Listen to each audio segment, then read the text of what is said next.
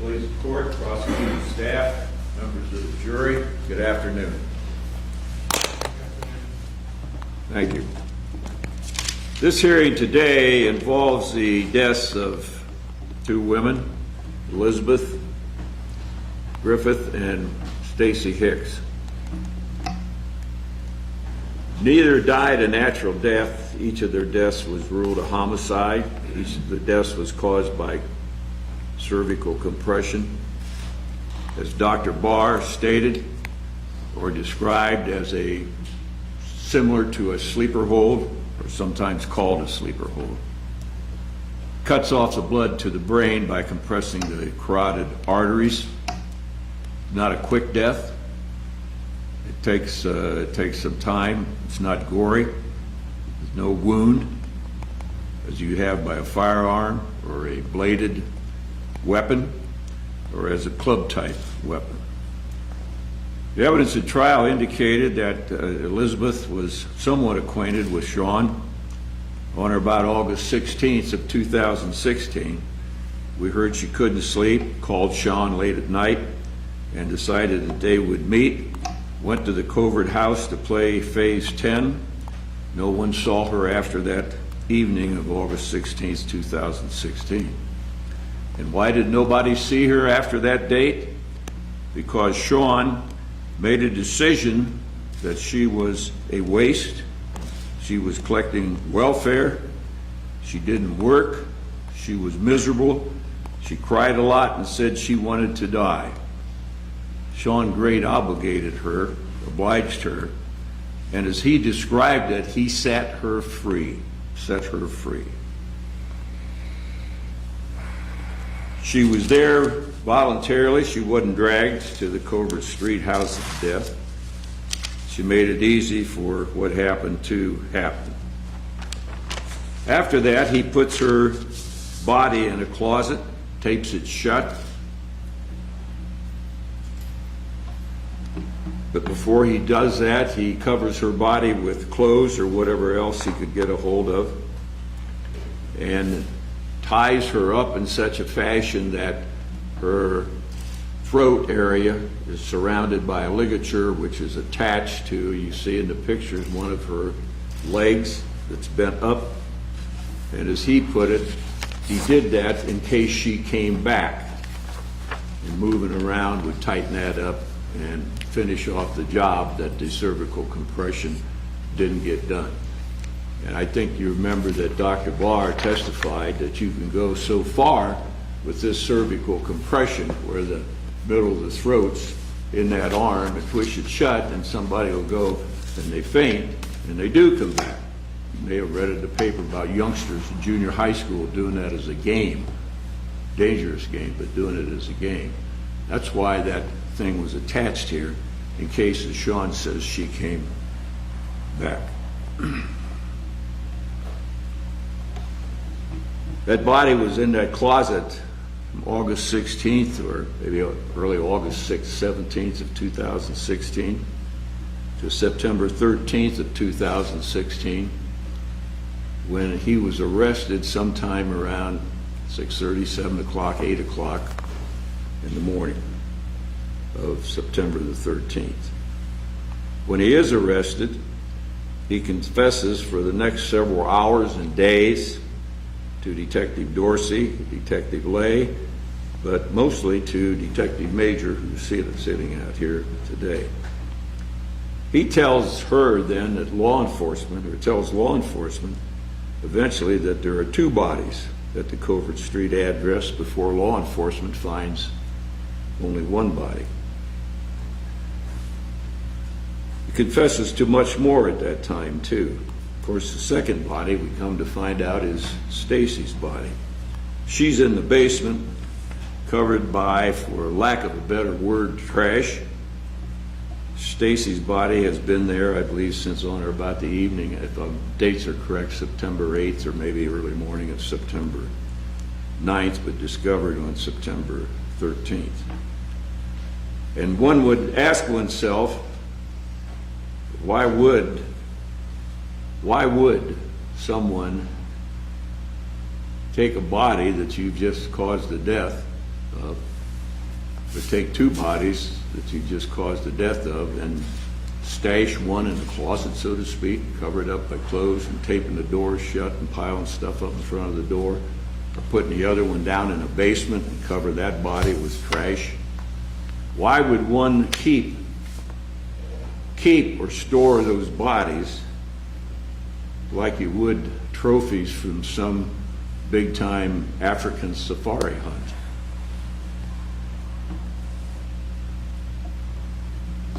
How did Stacy get to the Covert Street house? It appears she met Shawn Grate. I don't think there was any prior acquaintance. Ran into him, met him at the BP station here in Ashland, I think the evening of September the 8th. She got there, unfortunately, because her tire went flat, and that's how she got to the BP station. They strike up a conversation. I don't know, Shawn may have helped. Prosecutor described him as a good old farm boy. I think Mr. Wright was his name. May have helped him get the tire fixed. The two went into BP. They had coffee. The clerk at BP station told how they talked back and forth and drinking coffee and so forth. Eventually the tire's fixed and they go out.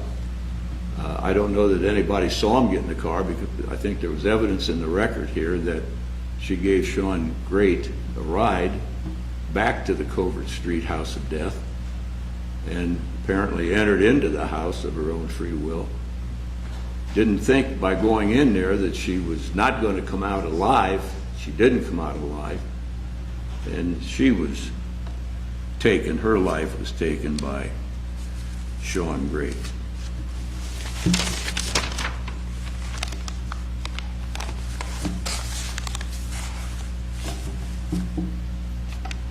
You heard the tapes, you heard the testimony. That apparently when they get, Stacy and Shawn get to the Covert Street house of death, apparently there was sex, one kind or another, between the two. Things got worse, as we hear. When Shawn wanted more sex, she refused, didn't want to give any more sex, sprayed him with mace, and they tangled, and as he says, he snapped on her because he thought then that she was talking like a goody-goody girl, and he saw her as a slut and ended up applying that cervical compression to her. And in his statements, confession statements to Detective Major here, he indicated that he had to put a ligature around her neck because when he was trying to strangle her, I assume there was a struggle going on for a time, and she got slippery, I assume perspiration, and he couldn't hold her anymore, so he got that thing wrapped around her neck. Same type of thing as the sleeper hold.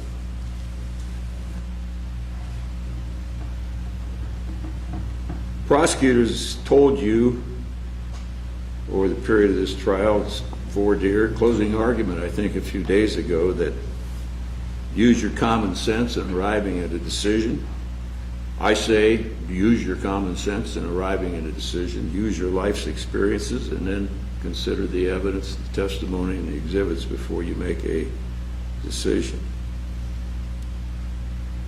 You might ask yourself down deep inside whether the actions of Shawn Grate are those of what you would consider as a normal human being.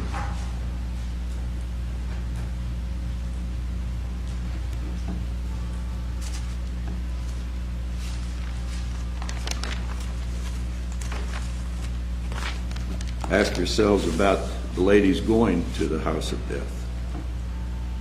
Bear in mind that Shawn Grate confessed to the commission of several offenses,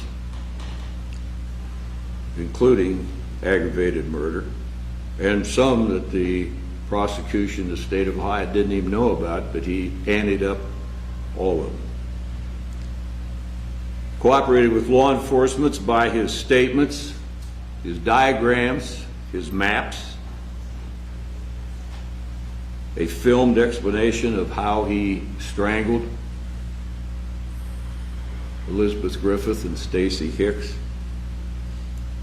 is taking law enforcement to different sites to show them where he had been here and he had been there, where more evidence was discovered that incriminating him. Court will describe to you aggravating circumstances and mitigating factors. Listen closely and recall Shawn's question to Detective Major as he was giving his first statement to Detective Major at the police station when he told him about the bodies in the basement, what he had done and so forth. And at one point in time he said to her, Detective Major, "How many does it take to get lethal injected?" I think that's the way he worded it. Her response to him was, "Well, we don't have to discuss that now." They took a little break. She said, "I'll get you a cup of coffee and a snack," and she came back and they started again with this statement to Detective Major. That, I think, that'll be your decision. You'll make that.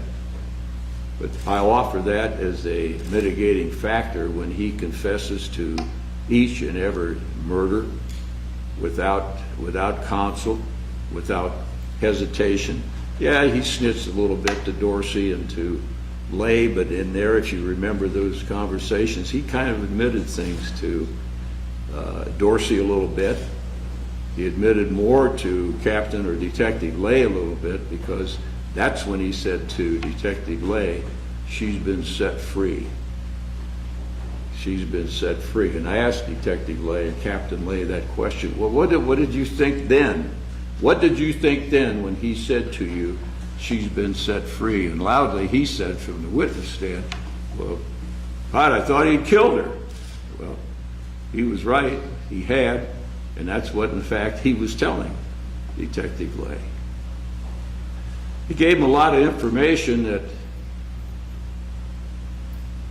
that actually gave the state of Ohio his body in their hands. He gave them information they didn't know about, and they followed up on.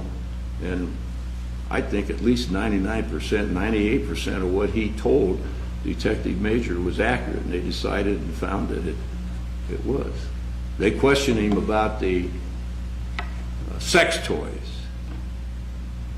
And he said, yeah, they were his. And they asked about how, if he had used them on these two women somehow or other. And he said, no. You can check it, and the only DNA you'll find on those sex toys is mine.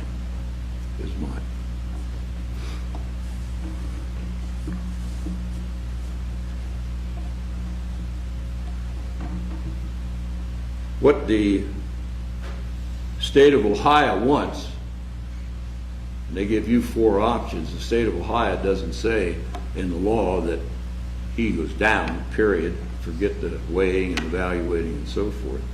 What the state of Ohio wants is the death penalty. And what they're asking you to do basically today is picture yourself as I don't want to misuse the word doctor. Mr. Weaver's explained that to you, what's a doctor and what's not a doctor and so forth. So I'll say they want you to act as a medical doctor. And as a medical doctor, they want you to take your prescription pad and write out a prescription for Shawn Grate. And what they want you to put on that prescription pad is a remedy directed to Shawn Grate, and that prescription pad would read, 2 lethal injections, take after last meal. That's what they want you to sign.